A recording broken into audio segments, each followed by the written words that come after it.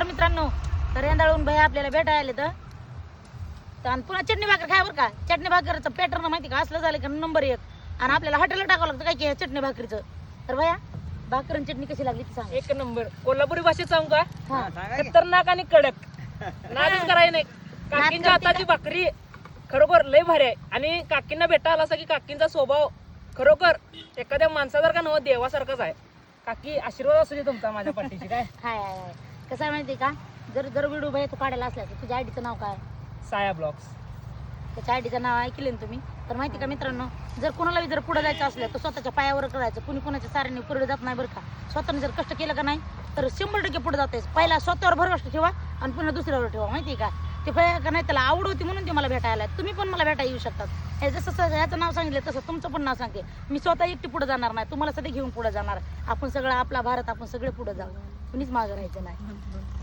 काकी लय भारी वाटलं भेटलं तुम्हाला. मी भाकरी तेवढी घेऊन जाणार आहे बघा. जाणार मग आणि जावा घेऊन भाकरीसाठी तर आलोय तुम्हाला भेटा. जावा बांधून घेऊन.